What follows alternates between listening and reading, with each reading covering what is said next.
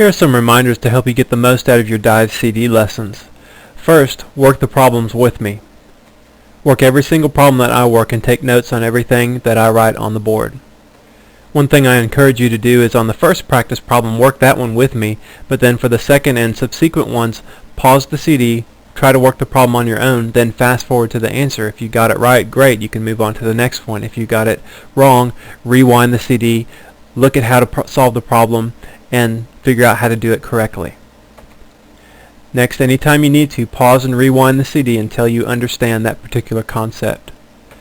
The ability to pause and rewind so easily is what makes Dive CD lessons so much better than a live classroom lecture, so make sure and take advantage of that technology. Next, remember the purpose of math is to teach you to think and to solve problems, to effectively and efficiently think and solve problems. In the lower math levels, there's lots of mental math. In the upper levels especially, this is the most important purpose of math, is to teach you to think and to solve problems. Next, do all of the problems in the problem sets. It depends on the course that you're doing, but typically you'll do 3 to 5 problem sets a week, so that means 3 to 5 CD lessons plus a test. Next, work the homework problems and your test problems too. Work those vertically. Split your paper in two and work them vertically. And of course, make sure you show your work on your problems too. As you work them vertically, write each step down and write each subsequent step underneath the previous one. And this will help you sometimes to recognize patterns a little bit easier and help you solve the problem better. Also, use a calculator sparingly, only for geometry problems and some word problems. Don't use it for Math 7-6 or below that for any of that. Algebra half and up, use it sparingly. And lastly, have a good attitude. Every day you do school, you have a choice to make. It is your personal choice to have a good attitude, work hard, do your best, or to be lazy, complain, whine, and have a bad attitude. So choose right now to have a good attitude. Dive in, take advantage of this CD lesson, and do your best to learn the math that you're going to learn today. In Lesson 1, we'll be studying some different geometry concepts. Some of them will be review, some of them will be new concepts. Now, Lesson 1 is not the first CD lesson. Lesson A and B are the first two CD lessons. And if you just look on your CD file, when you put your CD in the CD drive, you'll see a 001 capital A and a 001 capital B. Those are lessons A and B. So don't just start on Lesson 1 here. Do those two review lessons first. First, let's start with a review of polygons. Poly, that word means many or more than one.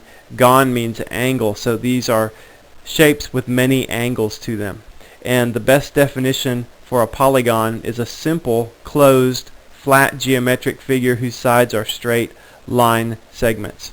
And so this would be considered a polygon because it's simple. This is not simple if they intersect. The line segments intersect. That would not be considered simple. The first figure that we drew is closed. This would not be a closed shape there. And it's a flat geometric figure. That means we drew it on a flat piece of paper. So all of these are flat, but the bottom two are not simple and they're not closed. And then also, to define a polygon, the sides are straight lines or line segments. So that second figure there, the one that's open and not closed, that has curves on its side instead of line segments. So that would not be a polygon.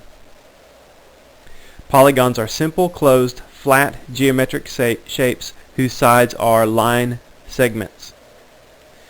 Now, within polygons, there are some certain definitions to describe different types of polygons. For example, this would be considered a concave polygon, and this would be considered a convex polygon. Concave polygons, you can define them as concave because you can draw a line segment and it will go outside the polygon and return inside it at another point. We also have regular and irregular polygons. For example, a square all the sides are the same length. That's considered a regular polygon.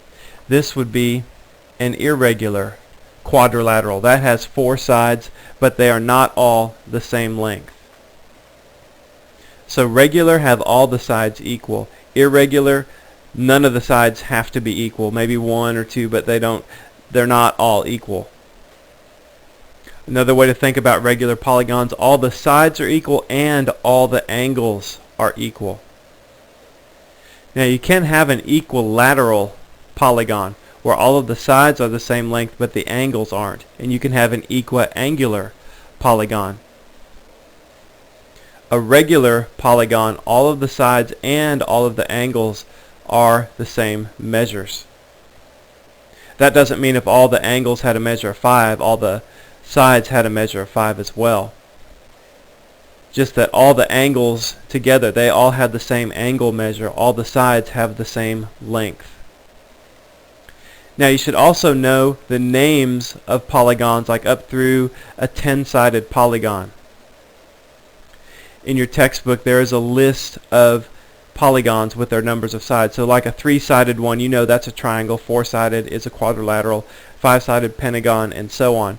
Know those up through a 10-sided, and then 10 and greater, you just call those n-gon.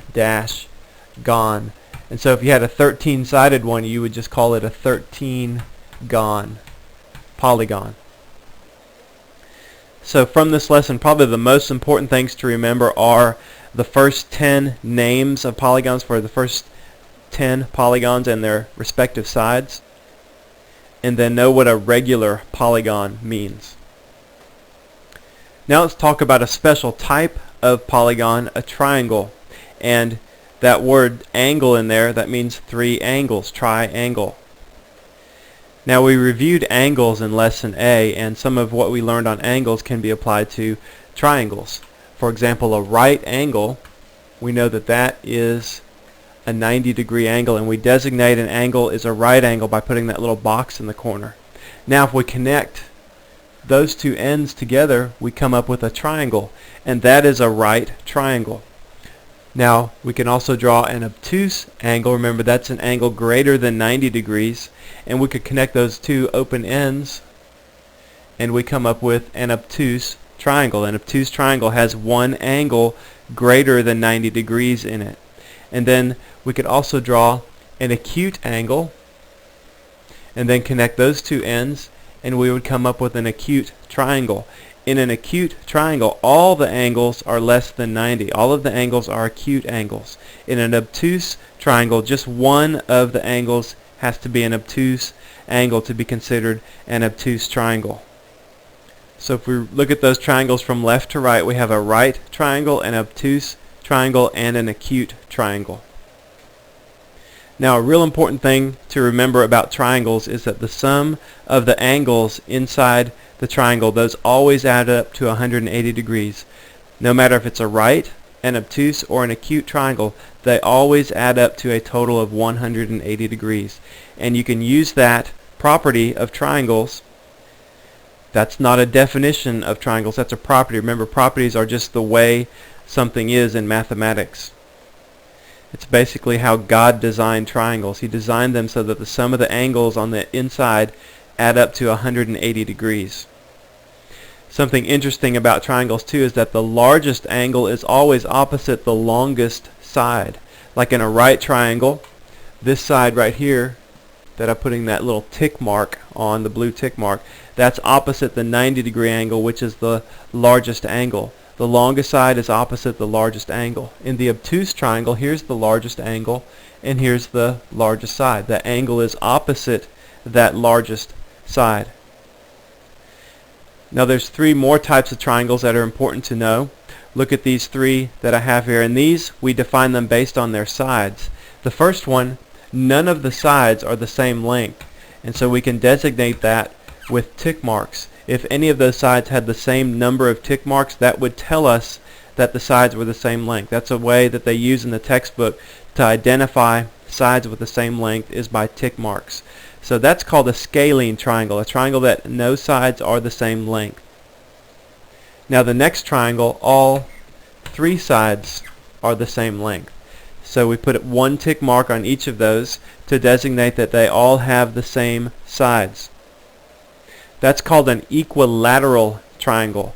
Lateral means sides, equa means equal, so all sides are equal.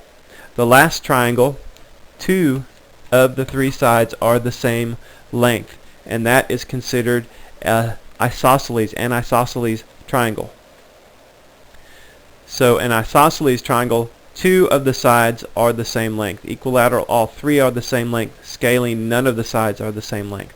Now another interesting property of triangles is that angles opposite similar sides are also equal to each other.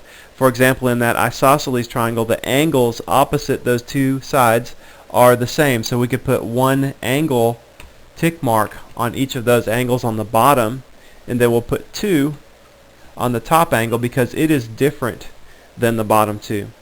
And then on the equilateral one, all of them would have the same angle because all the sides are the same length. So all the angles are the same too in an equilateral triangle. And we could just say here that one angle would equal 60 degrees. All the angles are the same. They all equal 60 degrees because 60 times 3 equals 180.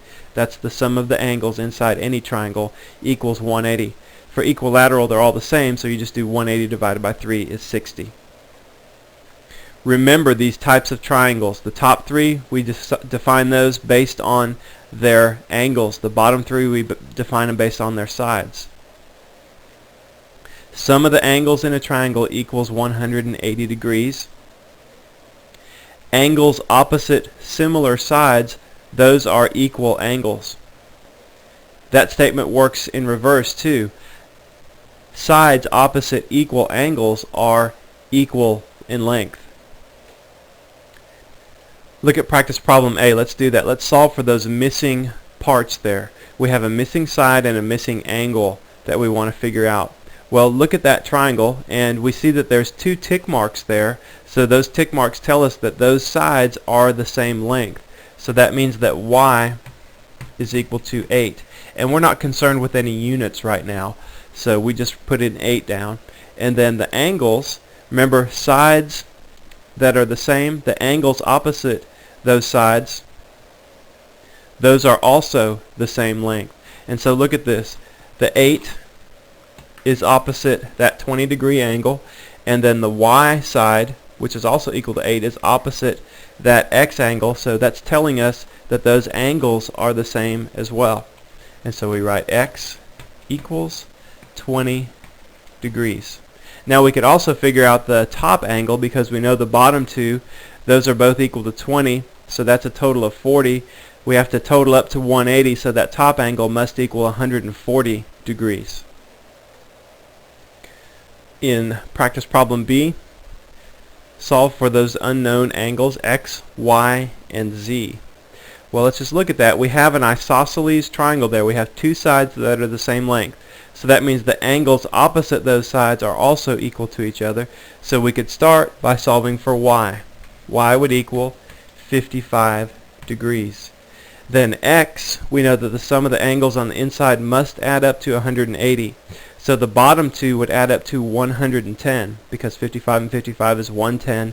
That means x would have to equal 70 in order to total to 180 on the inside. Then z, y and z are supplementary angles, so they should add up to 180. So if y is 55, then z must be equal to 125 because that total would be 180. And it's not super important on these, but we can go ahead and put our degree symbols for the answers. Let's go ahead and put a box around the answer to identify the answer there.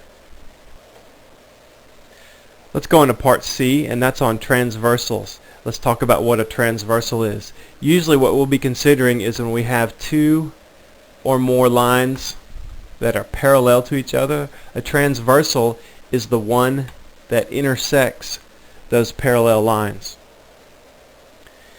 One thing that you'll notice when we talk about transversals, when they show them in the book, parallel lines, they always put an arrow before the end of the line segment that they have drawn, just to identify that as a parallel line. That's how you'll know that they're parallel lines. Just like a right angle, they put a little box on the corner to let you know there's a right angle there.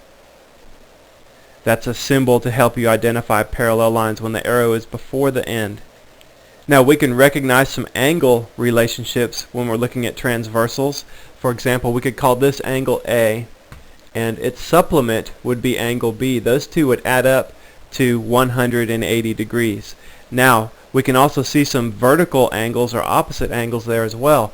This angle would be angle A because it's opposite the other one. They should be equal. And then this one would be equal to angle B right here. Now this is where it tends to get a little bit confusing, but just keep in mind that this line and this line are parallel, so they're basically the same line. They're heading in the same direction, so it would just make sense that this angle right here would also be equal to angle A, and this one would be equal to angle B, and then this is A and this is B as well here. That is a property of transversals when they intersect parallel lines. That's just how that happens. It's not like that's been defined by somebody to say that angle A on the top left corner is the same thing as angle A on the bottom left. That's just a property of a transversal line when it intersects parallel lines. You get that relationship set up like it is there. And so if we extended this transversal on down more, so I can draw another parallel line through it, we would get similar angles. We'd have A here, B here, B here, and A here again. All of the angle A's are equal, all of the angle B's are equal. Now if we have a transversal that intersects parallel lines perpendicularly, then this angle here, we could say, put a little box there to represent that that transversal is perpendicular. All of the angles would equal 90, right? Every single one of them that is formed from the intersections would equal 90 degrees. Look at practice problem C. Let's find the missing angles there. Well, we have 63 degrees for one of them. We see that we have a transversal because it's intersecting two or more lines, and we have parallel lines there. A 63 degree angle, and then A, those are supplements of each other, so they should add up to 180. So that means that A would have to equal 117 degrees. Now X, think about this. Think about your properties of transversals. You've got a 63, then this vertical angle is also 63. Then this one would be 63 as well, and so the vertical or opposite to it would be 63. X equals 63 degrees. Now the last part of this lesson is on proportional segments. This also has to deal with transversals. And let's just take 3 parallel lines to start with. They're not all spaced apart equally, like the vertical distance between each one is not the same. Now let's say we had a proportion, or not a proportion, a transversal line that went this way, and then another one that went through here. Now the parallel lines, they break up those transversal lines into segments, and it just so happens that those segments are proportional to each other. Proportional to, that means of similar ratios. Now the book talks about using something called a scale factor. The scale factor is basically the proportion. For example, if we looked at that bottom two pair of segments, the one on the left and the one on the right, one is a 7, one is an 8. And we would say the left to right scale factor is 8/7. And that means if we knew what the left number was, we multiply it by 8/7. That gives us the segment on the right. That proportion right there will also work for the top relationship. For example, we have a 4 and 4 and 4/7. If we multiplied that 4 on the left by that scale factor 8/7, that will give us 32/7, which is 4 and 4/7. This is a property of transversal lines when they intersect parallel lines. Sides or segments are proportional to each other. This works vertically as well as horizontally. And so what I mean there is, if you looked at the segments on the left, 4 over 7, that's proportional to the segments on the right. And so if we multiplied 4 over 7 times that top segment of 4 and 4/7 on the right, we should get 8. Now 4 and 4/7, we just said that's equal to 32 over 7. And so that equals 128 over 49. But wait, remember what we have to do on this. That you can tell that that's not going to equal that bottom one. We have to do 7/4. This is where working with these scale factors can get confusing sometimes.